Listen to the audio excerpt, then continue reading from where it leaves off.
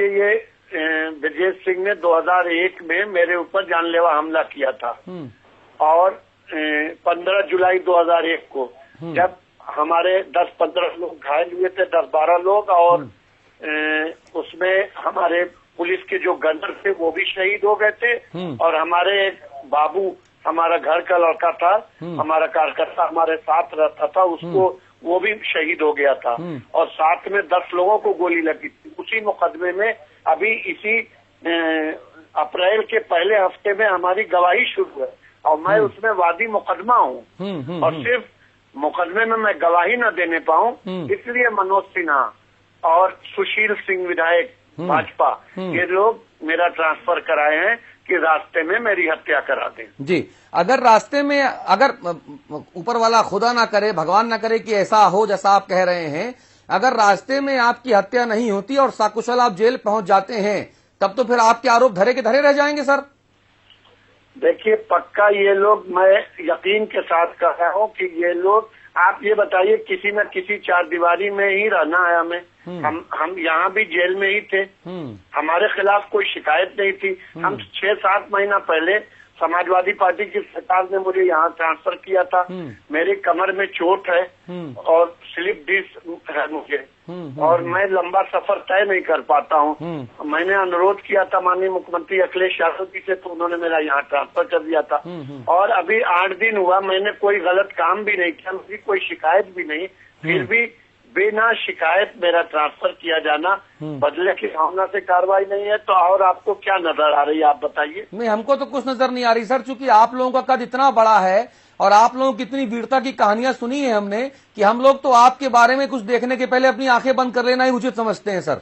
देखिए, ऐसा है ना, कमजोरों और मुस्लिमों की लड़ाई लड़ने के लिए मैं लड़ता रहा हूँ और लड़ता भी रहूंगा। जब तक जिंदगी है आखिरी सांस तक लड़ता रहूंगा और गरीब मजलूम की मदद करता रहा हूँ और करता भी रहूंगा। लेकिन इसका मतलब नहीं है ये कि आप किसी को कस्टडी में लेकर के हत्या कर दें। इसका ये मतलब नहीं है। मैं प्रतिनिधि हूँ और मैं ये भी, आप देखिए कि मैं लगातार 5वीं बार चुनाव जीता हूँ। नहीं, तो आप 5वीं बार चुनाव जीते हैं, ठीक है, लेकिन उसका मतलब ये नहीं है ना कि जो आपके ऊपर मुकदमे दर्ज हैं वो खारिज हो जाएंगे। मेरे परिवार का एक शानदार राजनीतिक इतिहास रहा है। हाँ। मेरे दादा doctor Mukhtar Ahmad Ansari Indian National राष्ट्रीय कांग्रेस के अध्यक्ष थे जी। मेरे नाना शहीद ब्रिगेडियर उस्मान, जो कश्मीर की सरहद पे पाकिस्तानी सेना से लड़ते हुए शहीद हुए थे। हम लोगों का परिवार एक देशभक्त परिवार रहा है। कमजोर और गरीब की मदद करना हमें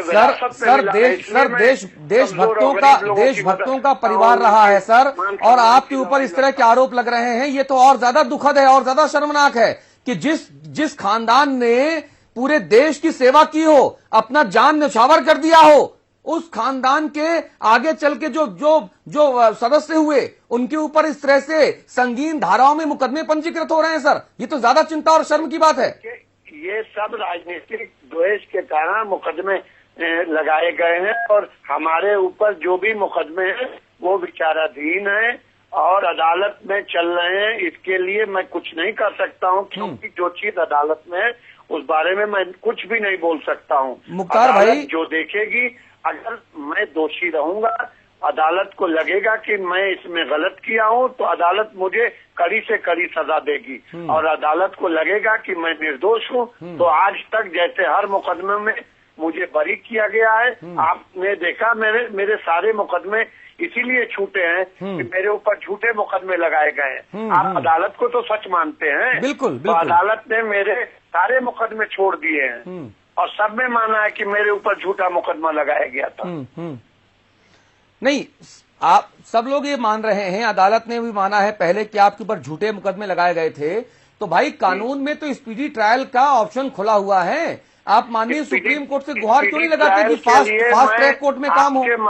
आपके माध्यम से और हर कोर्ट जा चुका हूँ। हाई कोर्ट ने ऑर्डर किया, सुप्रीम कोर्ट ने ऑर्डर किया, सभी कोर्ट के ऑर्डर में आपको अभी मना कर दे सकता हूँ। और हम खुद चाहते हैं, आप ये बताइए, किसी जनप्रतिनिधि को जिसको अपने घर, अपनी जनता, अपने क्षेत्र से दूर रखा जाए, उसका जेल में क्या हाल होगा।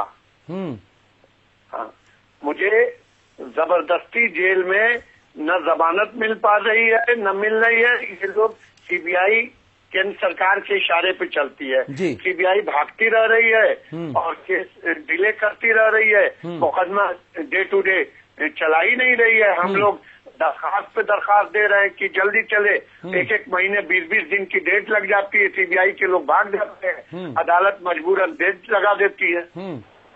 अच्छा, मुझे ये बता दीजिए, ब्रजेश सिंह के साथ आपके कैसे रिलेशंस रहे हैं?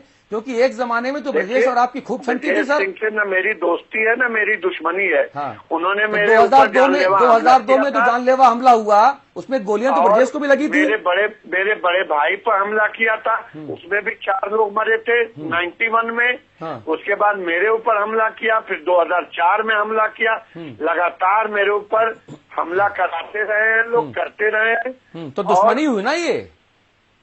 तो दुश्मनी तो हुई भाई ये।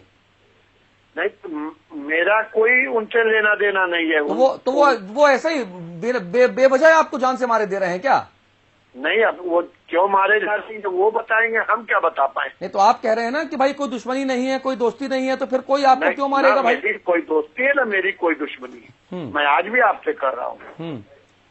तो आप ब्रजेश से बात कीजिए कि भाई जब हमने तुम्हारा कुछ नहीं बिगाड़ा तो क्यों हमारी जान के पीछे लगे हुए, बवाल खत्म कराओ। ब्रजेश भी अच्छी पोजीशन पे हैं। असल में अब ये तो आप लोग बीच में बात करके बताइए।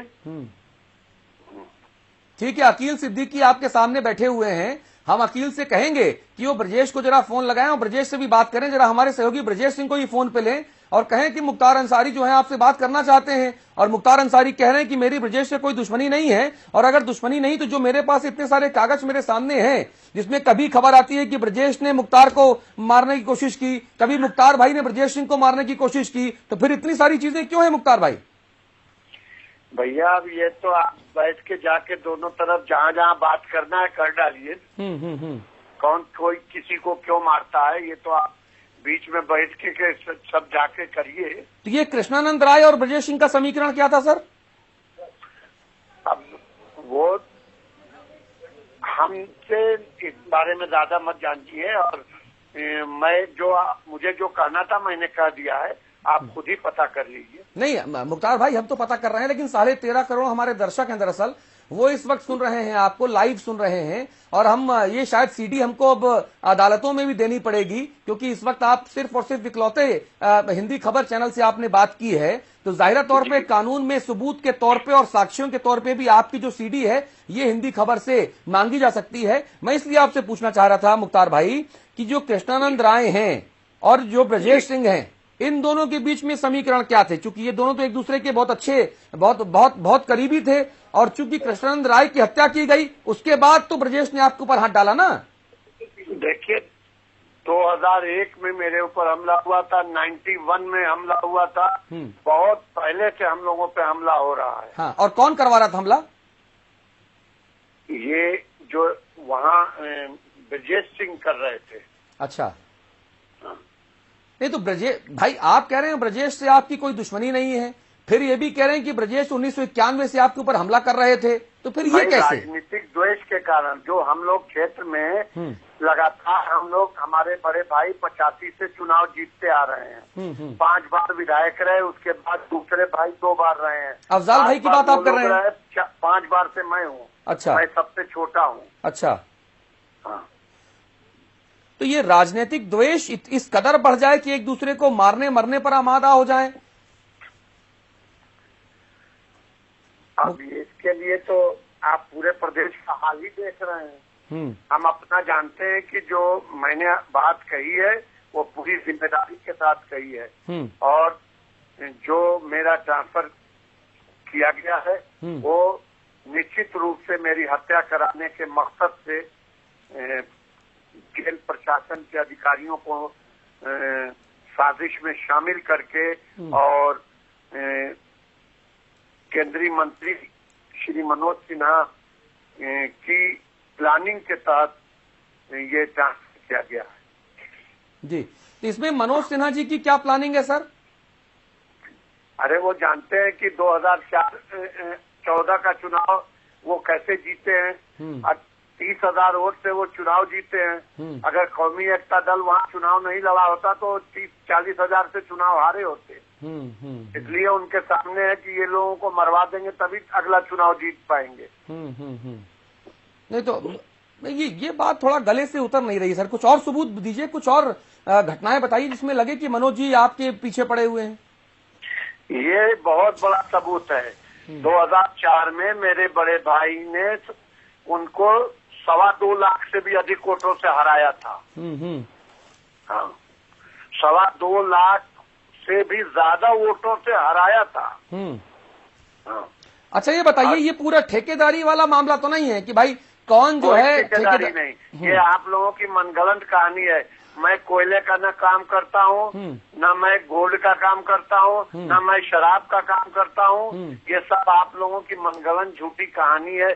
जो मन में आता है आप लोग कह देते हैं और लिख देते हैं। मुख्तार भाई, कोई ठेकेदारी। मुख्तार भाई, एक पुरानी कहावत है ना कि वो बद सही बदनाम बुरा, तो आपके साथ यही दिक्कत है क्या? सही कह रहे हैं। देखिए, मैं एक शानदार परिवार में जन्म लिया हूँ और मुझे गर्व है अपने परिवार पर, और मैं खाते पीते घर से हूँ। नहीं, वो तो आपको देख के लगता है। हाँ। और रही बात जो ये सब गलत ठीके और पट्टी की, ये सब गलत बातें। अच्छा, ये एक राम सिंह मौर्य 2010 में इनके ऊपर इनकी हत्या हुई, इसमें भी आप लोगों का नाम आया था सर, ये क्या मामला था? 100% झूठा मुकदमा हमारे ऊपर लगाया गया था 120B में। अच्छा, सारे 120B में।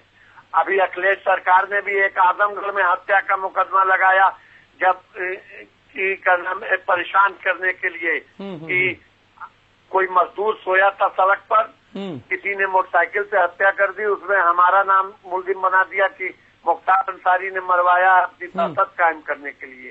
इस तरह के झूठे मुकदमे बनाए जाते हैं और जब अदालत में चलते हैं तो अदालत के सामने जब ट्रायल चलता है तो अदालत फाइल उठाकर फेंक देती है, देखती है कि सारे झूठे बनाए गए जी। और अच्छा, आज तक यही होता आ रहा है जी। और मुझे हिंदुस्तान की अदालत पे पूरा यकीन है कि आगे भी हमें इंसाफ मिलता रहेगा जी। और मिला है और मिलेगा जी। अच्छा ये बताइए, ये बात कस्टडी में, हाँ। देखिए, हम डरने वाले किसी से नहीं है, हाँ। लेकिन कस्टडी में मजबूर हैं, निहत्ते हैं, हाँ। तो अब कस्टडी में ले जा करके किसी को हाथ पैर बांध के गोली मार दी जाए, मरवा दी जाए, ये है। इसलिए मैंने अपनी शंका आपसे बताई जी। और आपने पूछा तो हमने बताई। यहाँ लोगों ने बताया कि आज आपका ट्रांसफर आज हो रहा है, मुझे तो मालूम नहीं था, तो इन्होंने पूछा तो मैंने बताया कि ये फला लोग कराए होंगे। मुख्तार भाई, एक खबर ये भी आ रही है कि कोई लंबू शर्मा नाम का कॉन्ट्रैक्ट किलर है, उसको 6 करोड़ रुपयों में आपकी सुपारी देने की भी खबरें आई थी, उस बारे में क्या जानकारी है मुख्तार भाई? जी, आपने सुना था दिल्ली की पुलिस ने, आईबी ने और स्पेशल सेल और एटीएस ने पकड़ा था, हाँ।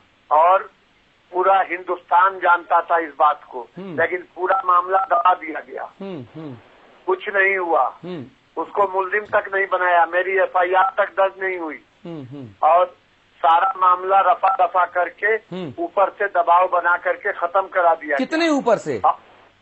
अरे इसमें सीधे सीधे केंद्रीय गृह मंत्री श्री राजनाथ सिंह जी ने पूरे मुकदमे को दबवा दिया था। तो आप राजनाथ जी के ऊपर आरोप लगा रहे हैं सर? बिल्कुल, जो सही बात है वो लगा रहा हूँ। अच्छा, तो राजनाथ जी से क्या दिक्कत है? पता नहीं, वो उन लोगों के गॉडफादर हैं, वो उनकी मदद करते हैं उन लोगों की। नहीं, आपका मतलब ये है कि ब्रजेश सिंह, सुशील सिंह और मनोज सिन्हा के गॉडफादर हैं राजनाथ सिंह, ये मतलब आपका? जी, और वो मदद करते हैं उन लोगों की हर गलत सही काम में। जब 2001 में हमारे ऊपर हमला हुआ था, तब भी उस वक्त उत्तर प्रदेश के मुख्यमंत्री श्री राजनाथ सिंह जी थे, और जब मैं उन्हें बताने गया हमले के दिन कि मेरे ऊपर ऐसे ऐसे हमला हुआ, तो उन्होंने कहा कि चलो यार छोड़ो, कोई बात नहीं, दोनों तरफ से गोली चली है, आप जिंदा तो हो, आप अच्छे तो हो, जिंदा तो हो।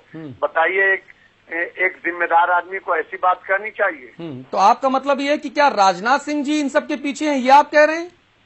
पूरा संरक्षण उनका प्राप्त है, उन्हीं के संरक्षण में ये अपराधी फल फूल रहे हैं। नहीं, एक बार जरा इस पूरे बयान को फिर से दोहराइए सर, हमारे 13.5 करोड़ दर्शक इस वक्त सुन रहे हैं लाइव आपको। देखिए, श्री राजनाथ सिंह जो इस देश के गृह मंत्री हैं, वो पूरा हर एजेंसी जानती है। आप जांच करा लीजिए,